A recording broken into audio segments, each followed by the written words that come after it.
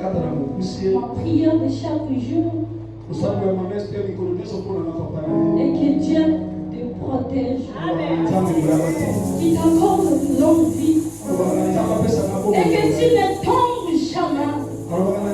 Et que tu sois toujours dans la droiture. Quelle que soit les tempêtes. Quel que soit tout ce qui peut se présenter. Que tu restes constant sur le pied de Dieu. Merci beaucoup. Et nous sommes en train de parler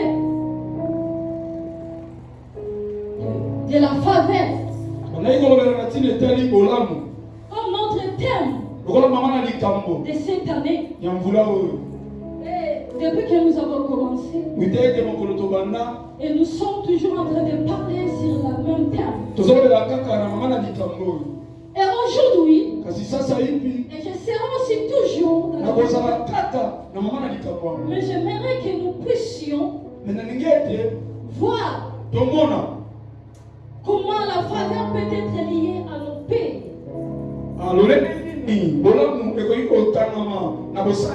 Ou la faveur peut être liée au Dieu de mon père.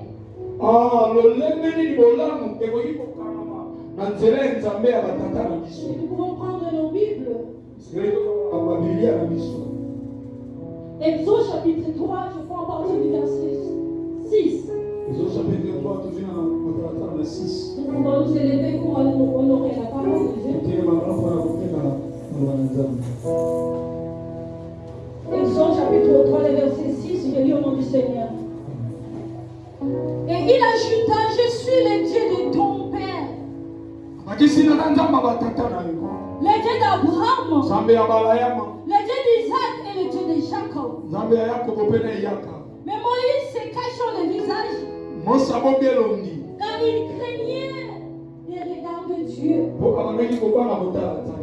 L'Éternel dit, j'ai vu la souffrance de mon peuple qui est en Égypte. Et j'ai entendu les cris qui lui fait pousser ses oppresseurs.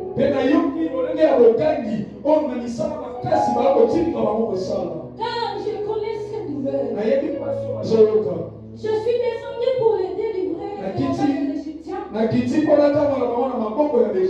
Et pour les faire monter de ce pays dans un bon et vaste pays. Dans un pays où coule le lait et le miel. Dans les lieux qu'habitent les Cananéens, les Étiens, les Amoriens, les Phéréziens, les Héréviens et les Jébusiens. Voici les cris d'Israël sont venus. Et j'ai vu l'oppression que l'air font souffrir les Égyptiens. Maintenant, vois, je t'enverrai auprès de Pharaon. Et tu feras sortir de l'Égypte mon peuple.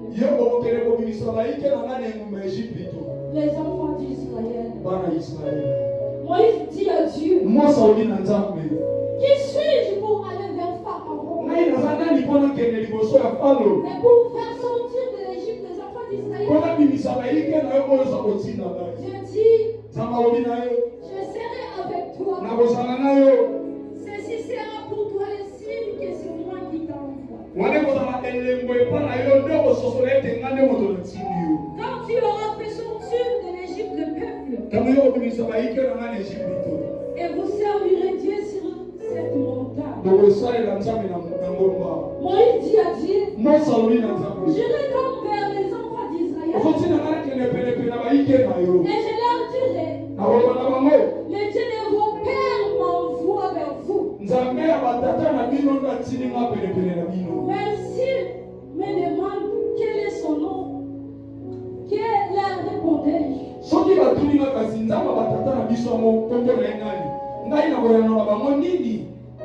Dieu dit à Moïse, je suis celui qui suis. Et il ajouta, c'est ainsi que tu répondras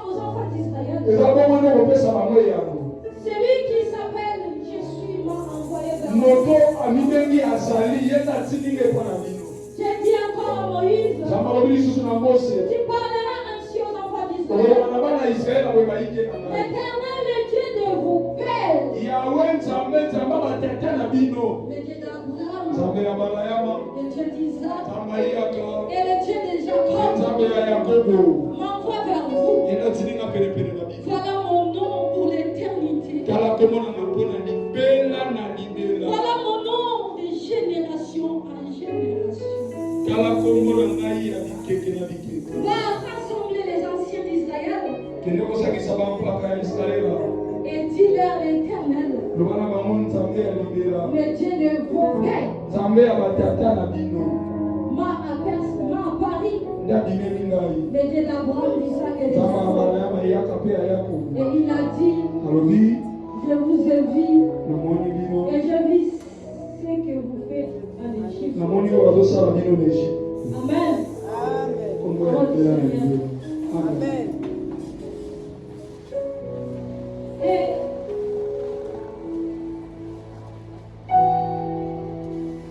il y a des bénédictions pour que ça arrive dans ta vie. Ça ne sera même pas à cause de tes efforts, mais ça sera à cause de l'alliance de ton Père. Il faut faire très attention. Et il y a une question qui m'a été posée. Mais j'étais tellement heureuse parce que je me suis rendu compte que c'est ce que les enfants de Dieu ont besoin aussi. Et la question est ainsi. Est-ce que si je prie souvent et que j'invoque le Dieu de mon Père, est-ce que je suis idolâtre? Et souvent, beaucoup de gens entre nous, ils ont honte quand ils prient d'invoquer le Dieu de leur Père. Des fois, ils ont honte parce que les autres le disent. Et vous commencez à adorer vos pères. Écoute, si une personne qui dit ça, cette personne est mal enseignée.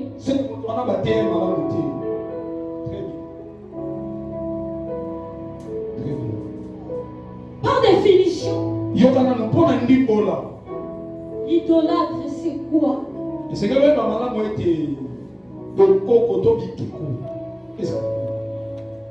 C'est une personne qui adore des idoles et les rend au déshonneur.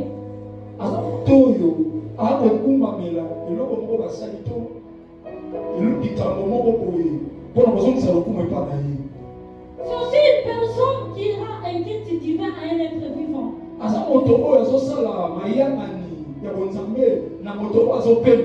Une personne qui aime quelqu'un ou quelque chose avec excès et qui en raffole tellement.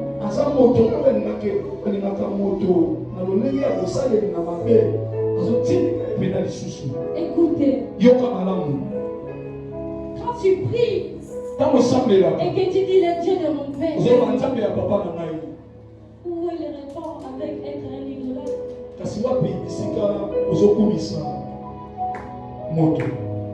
Je ne vois pas de rapport avec un idole. Est-ce que le fait de reconnaître le Dieu de ton Père, ça fait de toi un idole? Écoute, j'aimerais dire ceci. Parce qu'il y a d'autres personnes qui disent, mais non, quand Jésus est venu, il nous a montré comment prier. Il nous a montré notre Père, il n'a pas dit le nom de ton Père. Mais laisse-moi te dire, avant de parler de l'Ancien et du Nouveau Testament, il faut d'abord parler des relations ou de l'alliance de Dieu avec les hommes. Seigneur, on va nous boyokani ya Nzambe na mutu. Il faut d'abord commencer l'histoire d'un Dieu qui cherche à établir encore et encore une relation avec des hommes. Très bien. Est-ce que vous mettez la taille sur vous?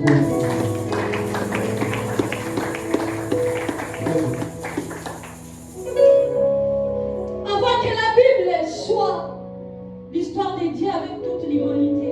C'était d'abord l'histoire de Dieu avec un homme qui était Adam.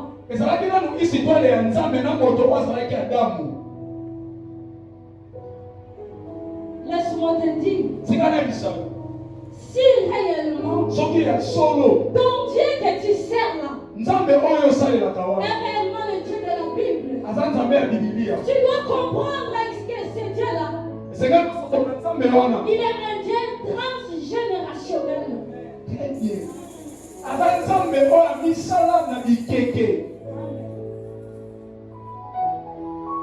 Quand on parle de transgénérationnel, nous voyons ce qui concerne toutes les générations et tous les âges. Ce qui est transmis d'une génération à l'autre génération, ça héritage génétique direct. C'est qui? Pourquoi?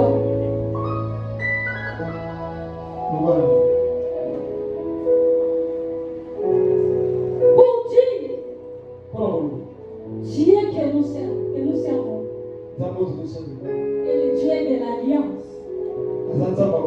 Si nous regardons dans Somme 5, nous voyons que Dieu a conclu une alliance avec Abraham, Isaac et Jacob. Et il a dit c'est une alliance qui est éternelle. Parce qu'il a dit moi je bénis jusqu'à 1000 générations.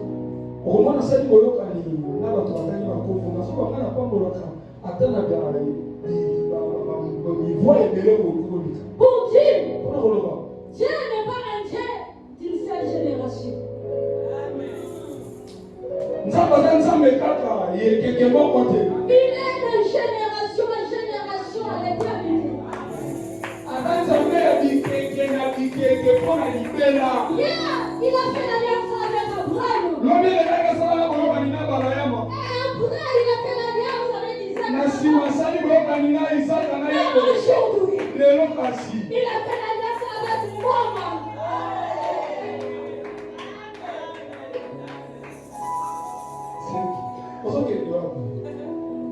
Quand tu peux parler, tu peux prier et appeler le Dieu d'Abraham, ce n'est pas mauvais, c'est très bien.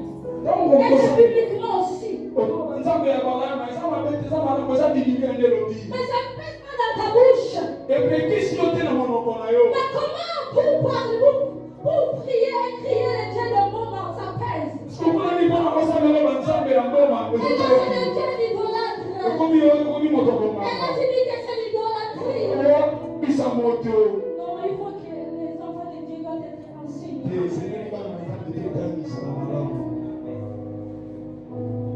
Vous savez, quand Dieu conclut une alliance, il prend toujours une personne pour qu'à travers cette personne, tous les autres soient bénis.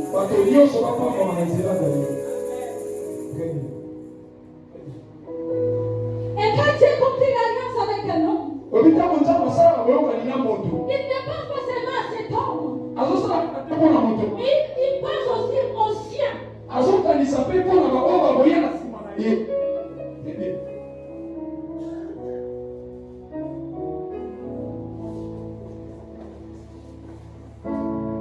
savez,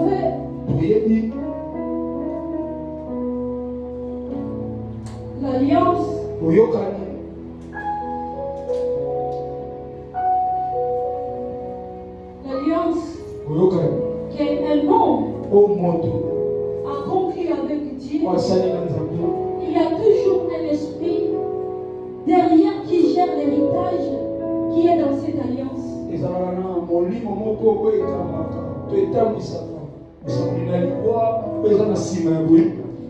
qui est très important pour nous, C'est des serres à serrer.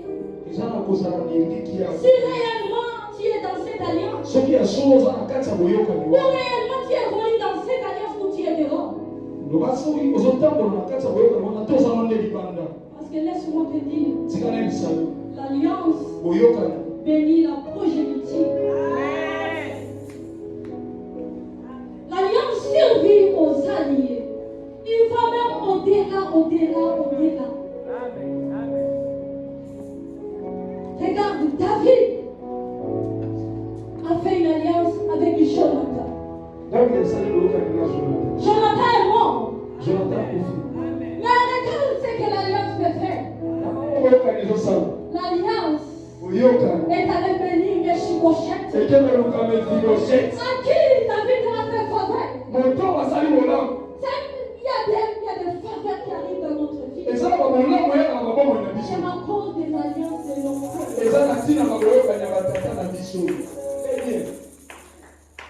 Et un fils qui a compris l'alliance reste dans l'alliance.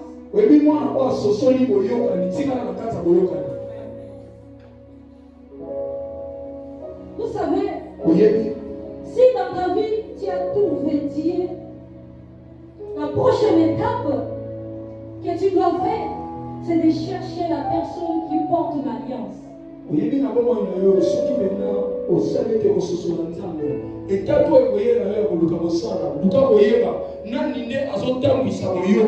Pourquoi? Parce que dans la personne qui porte l'alliance, il y a tout de Dieu en lui.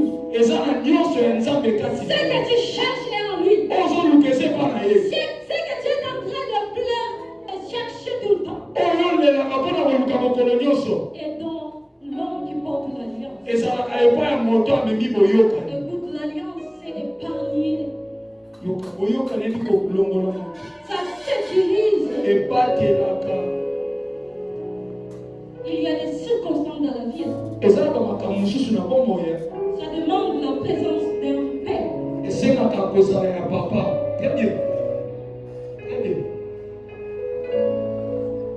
Regardez les enfants qui grandissent sans père. Et les enfants qui grandissent avec leur père, il y a toujours des différences.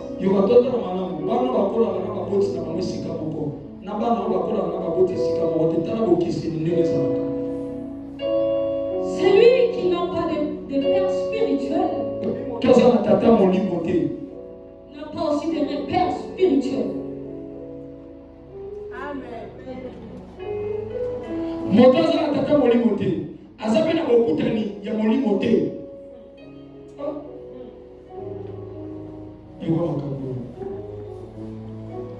Et peut-être vous allez me dire pourquoi tu dis ça.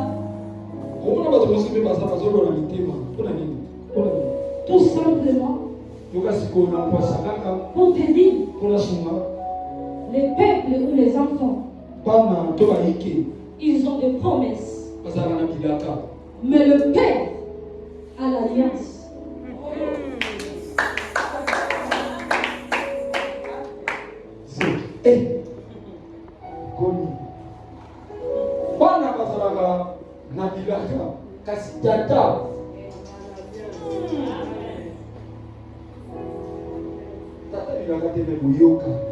Au moment où tu as compris l'alliance, la valeur de l'alliance, tu profiteras pas seulement de cette alliance, mais tu chercheras aussi à protéger la personne qui porte cette alliance.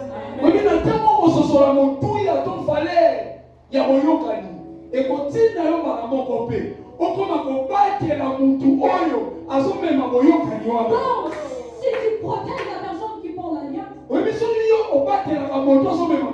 tu n'accepteras pas qu'on parle mal de lui.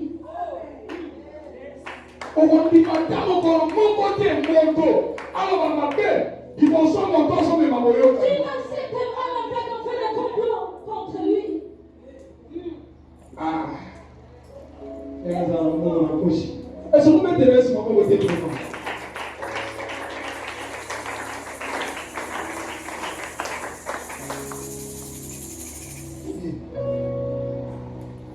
Et ses ennemis seront aussi tes ennemis.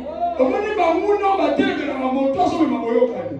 Soki ozobatela ye, bamuna na ye bakokoma mpe bamuna na yo. Pourquoi? Parce que si une personne n'aime pas son père, même s'il vient auprès de toi avec des sourires et des gentillesses, s'il n'a pas aimé ton père, il va t'aimer. Ne te trompe pas.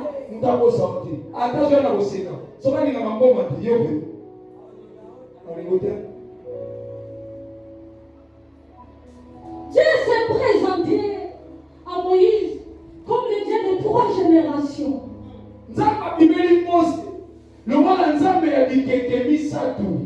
s'est présenté à Moïse. Il n'a pas dit à Moïse, je suis ton Dieu. Il a dit à Moïse, je suis le Dieu de ton père. Ce qui veut dire, ce n'est pas ton père biologique. Mais le Dieu des patriarches. Les gens avec qui j'appelais, je fais l'alliance.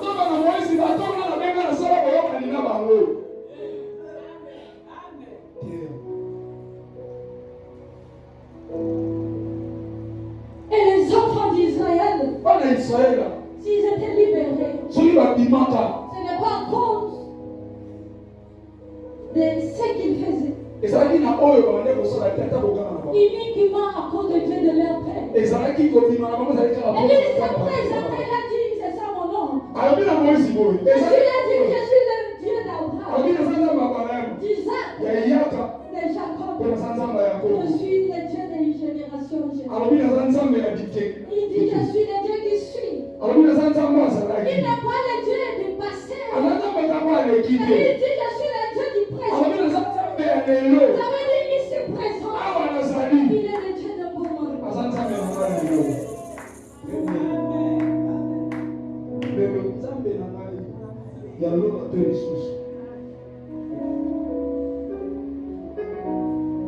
Nous connaissons tous Jésus. C'est notre sauveur. Moi et toi, nous sommes sortis dans des familles où on est venu au monde à cause des 2 familles. Dans notre corps, nous avons les sangs de notre maman et de notre père. Et nous savons très bien que Christ, quand il est venu, il avait que dans son corps le sang de Marie. Écoute, le Christ qui est venu pour nous sauver, avant qu'il soit le Messie, il avait besoin d'être d'abord le fils de David. Mais avant qu'il trône dans les chaises, dans le trône de David, il faut qu'il soit d'abord le fils de Joseph.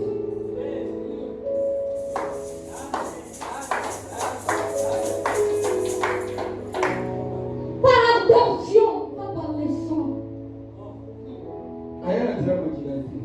Pour dire, avant qu'il puisse devenir le roi, qu'il puisse s'asseoir sur le trône, il avait besoin d'un père adoptif. Il avait besoin de l'adoption spirituelle. Écoute,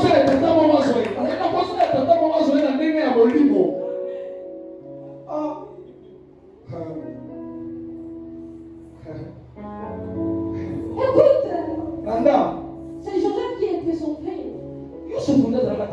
Mais Joseph n'était pas un roi. Mais ça ne veut pas dire que parce que c'est Joseph qu'il avait adopté, qu'il était seulement l'enfant de Joseph. Il était l'enfant de toute sa lignée. Et dans cette lignée, c'était une lignée de rois. Et le Christ deviendra roi.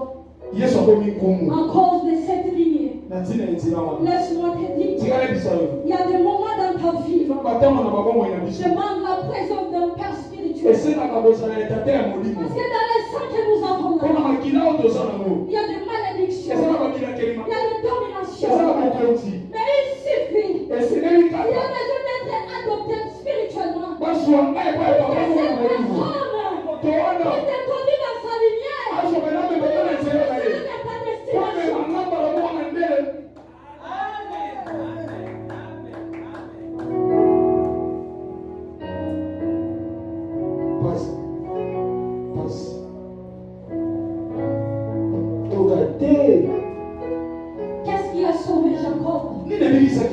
Ce n'est pas son Dieu, mais c'est le Dieu de son père. Il se trouve en danger. Et là, il dormait. Il a eu un songe.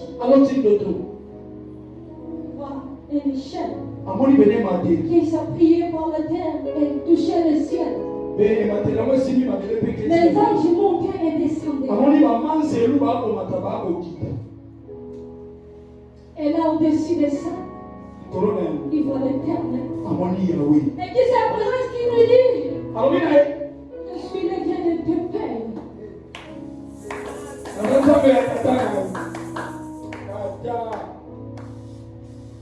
Je suis le Dieu de ton père. Et là, quand il se réveille, il dit, dans cet endroit, il y a quelque chose qui se passe. Vous savez, dans le même endroit, c'est là où Abraham avait conduit la terre. Il avait renversé la lune. Vous savez, il y a des situations, même si tu n'es pas venu, mais le temps où tu t'approcheras de l'autel de ton père, et tu seras sauvé.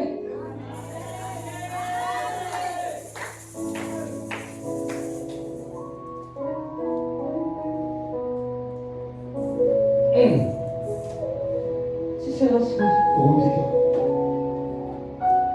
Dans la montagne de la transfiguration, ce n'était pas Élisée et Josué qui sont apparus avec Christ.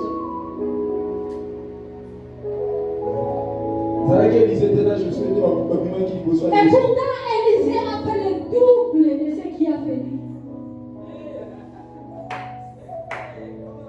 Et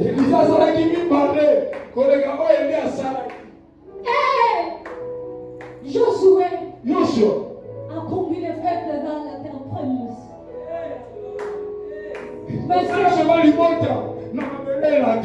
Mais ce jour-là, ce n'était ni Élisée ni Josué, mais c'était Moïse et Élie.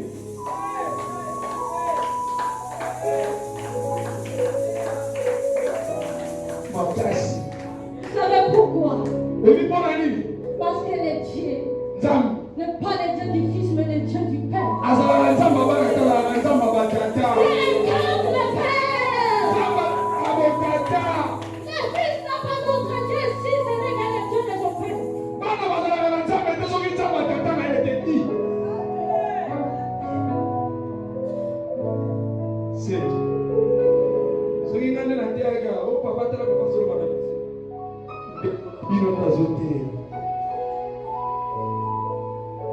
Et lorsque tu comprendras ça, il te demande beaucoup d'humilité pour appeler le Dieu de ton Père.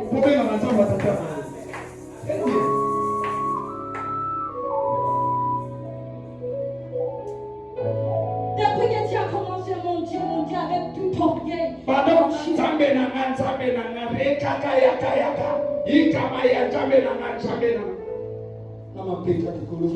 c'est pour cela que tes problèmes persistent. Mais le jour tu comprendras, et tu appelleras le nom de ton Père, tu verras que l'alliance de son Père agira. Moi, il m'est arrivé un jour. On priait avec papa, avec d'autres frères et d'autres sœurs. C'était à travers le téléphone.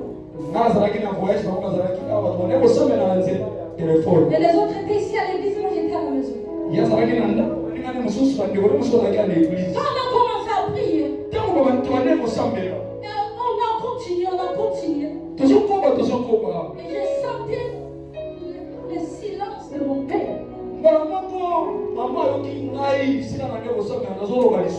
On priait de frère Claudier avec des frères d'enfants. Ils ont clôturé la prière. Mais ils ont clôturé. En moi, il y a quelque chose qui m'a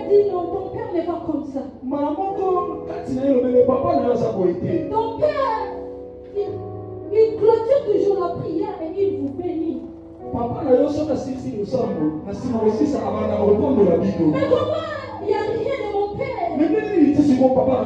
Pourquoi je ne le sens pas? Moi, je dis non, il y a quelque chose qui ne va pas.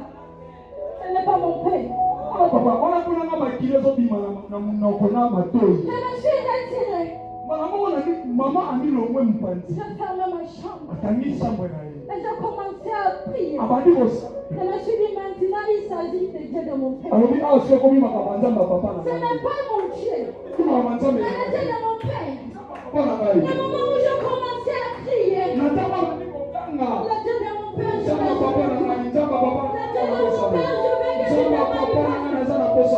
et après un long moment,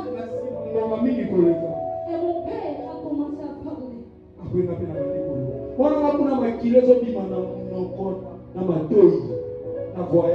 Là où tu seras incapable de prier et que ta prière soit exaucée.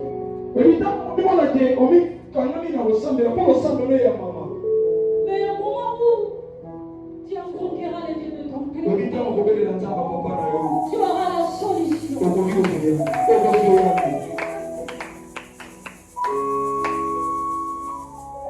L'alliance que le Père conclut avec Dieu est un raccourci pour les fils.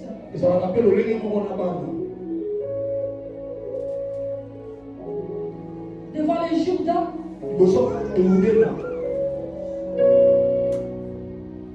ce n'est pas le Dieu d'Élysée qui doit agir.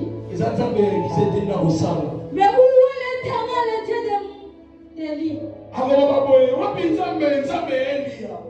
C'est lui qui doit agir. Vous savez, un fils ne commence pas là où son père a commencé.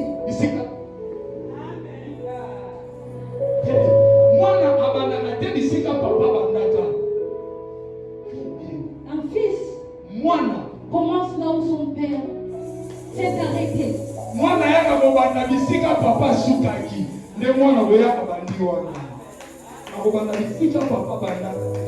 Dans le Jourdain, Élie a fait des sacrifices. Élie a été persécuté. Il a frôlé la mort. Il a peiné tellement. Mais Élisée, tellement que son fils s'est arrêté là. Il suffit seulement qu'il ramasse le manteau et frapper pour crier le Dieu de mon père.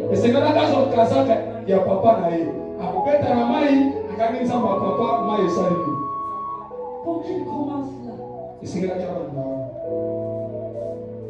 y a des questions que nous devons se poser. Qui est mon père?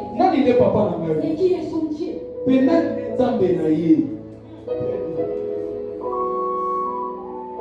Quand on parle de qui est mon père, on voit son identité. On voit comment il se comporte. On voit comment il fait les choses. Il y a des choses qu'il aime et il y a des choses qu'il n'aime pas. Et quand on dit son Dieu, qui est son Dieu? Ça veut dire quel Dieu il sait.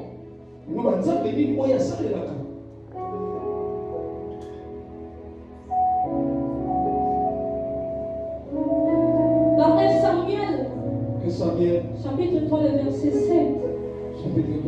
Parce que temps, vous pouvez lire à la maison, moi je ne lirai pas. Qu'est-ce que je veux dire par là? Même si tu sers Dieu, ça ne veut pas dire que tu connais Dieu. Même si tu chantes, ça ne veut pas dire que tu connais Dieu. Même si tu prêches, ça ne veut pas dire que tu connais Dieu.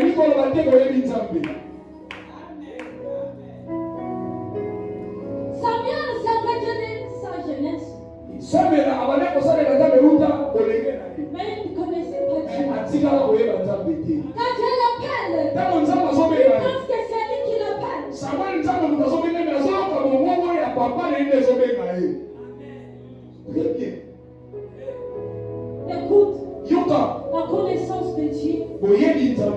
n'est pas à ce que tu fais, Et ça n'a pas eu ça dans la vie. mais à ce que tu vis. Et ça n'a pas eu ça.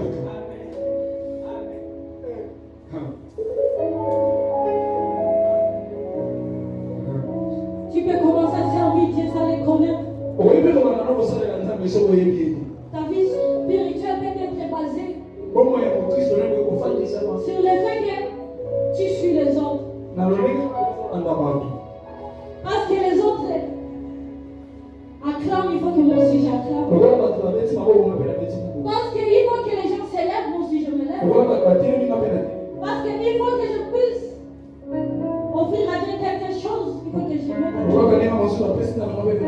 Mais ça ne veut pas dire que tu connais Dieu.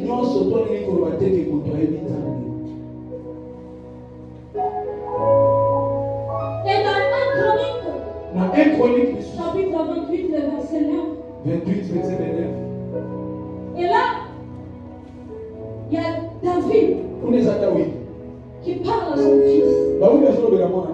Il dit à son fils, écoute mon fils, je sais que Dieu t'a déjà choisi. Et tu seras le prochain roi. Et tu vas construire un temple pour Dieu. Mais laisse-moi avant que tout ça puisse s'accomplir dans ta vie. Tu dois connaître seulement le Dieu de ton père.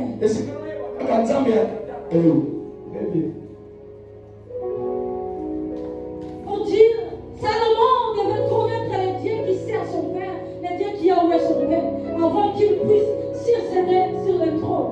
Et c'est là que Salomon a eu un tableau de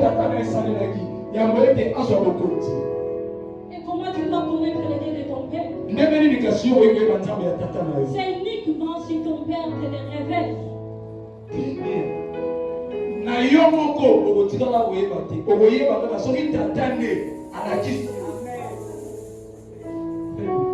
Il doit te le révéler à travers les enseignements.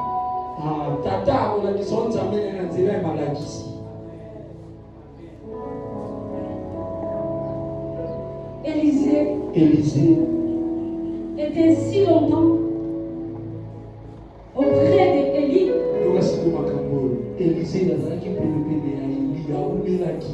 Il était là. Mais Élisée considérait Élie comme son maître.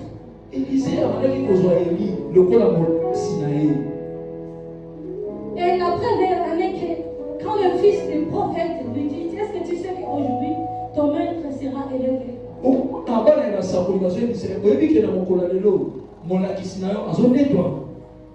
Et ce qui était bien pour Élisée, il a continué à persister. Il suivait son maître.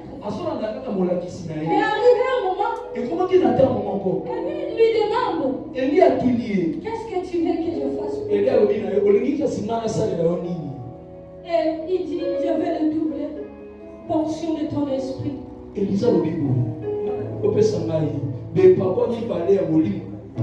Élie lui dit, mais ce que tu me demandes, c'est difficile. C'est très difficile ce que tu me demandes. Mais ça sera facile pour toi. Si tu me vois monter, écoute, il y a une différence entre regarder et voir.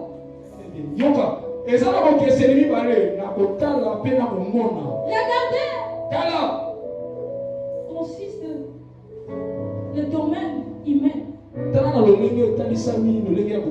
Mais voir consiste le domaine spirituel. En quelque sorte, tellement qu'Élisée n'avait jamais compris qui était son père. Oui. Aussi longtemps, tu es en train de considérer ton pasteur comme un simple nom, comme un pasteur, comme un prédicateur, tu passeras à côté de beaucoup de choses.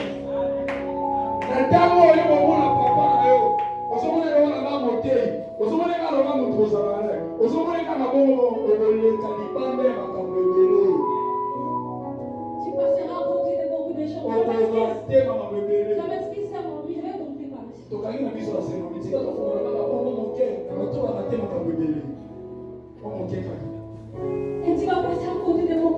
Parce que si on regarde très bien, un moment, Élie était dans un danger.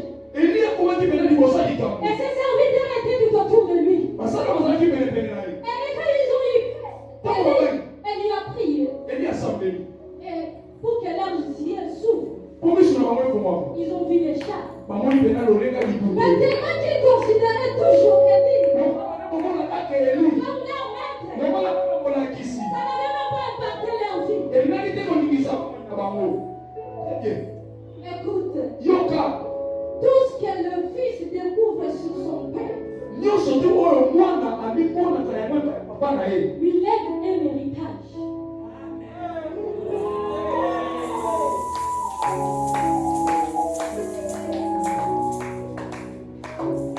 Et construire à son pénal. Élie a répondu, il a dit, non, je ne te promets pas que tu auras ça. Peut-être que tu auras la chance. Peut-être pas. Mais ça dépend de toi. Ça dépend de toi. Mais tu me verras. Il voulait dire quelque chose. Le jour tu découvriras le mur de révélation. Du poids spirituel qui est en moi. Et tu l'auras ce que tu as besoin. Amen, papa. Et quand Élie, cette fois-ci, Élie, quand Élie montait, maintenant Élisée a eu la vraie révélation. Cette fois-ci, quand il voit Élie monter, mais là, il y a une relation qui change.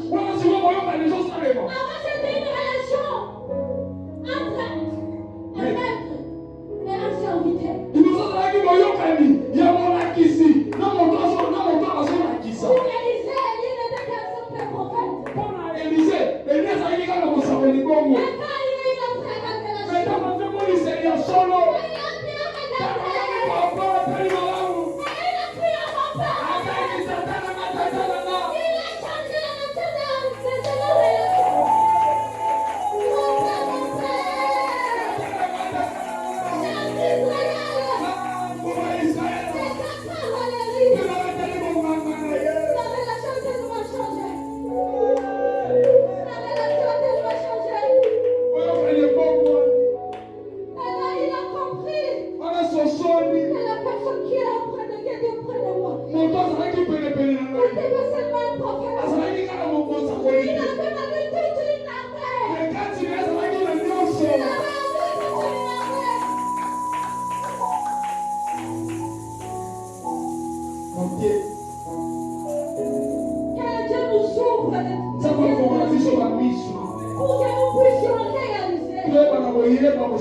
Les poids spirituels de l'homme qu'il nous a donné.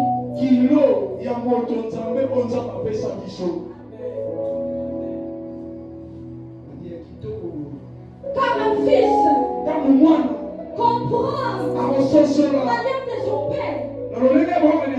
Il demeure dans la maison de son père. Il ne sera pas le fils qui va d'abord. Il sera pas aujourd'hui, il est là, celui-là à la droite. Tandis que moi, j'aimerais te dire ceci. L'onction que tu auras ici, tu ne les perdras pas facilement. C'est l'onction que tu recevras dans la vie. Tu ne perdras facilement. Comme Esaïe a perdu la royauté facilement. Parce qu'il a réussi dans la vie. Et l'onction que tu as dans les ton père, tu ne la perdras pas facilement. Restez dans l'alliance de mon père. Restez dans l'alliance de mon père.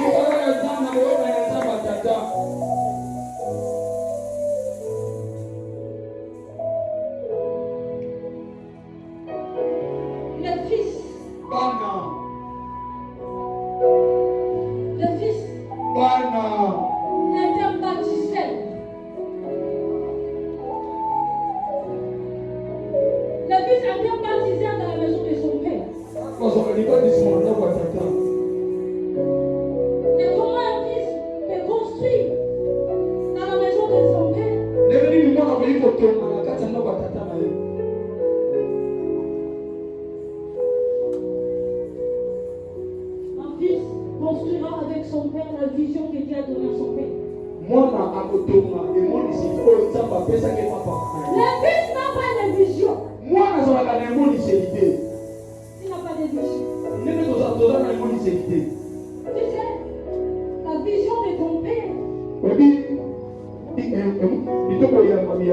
devient ma mission que le Fils a.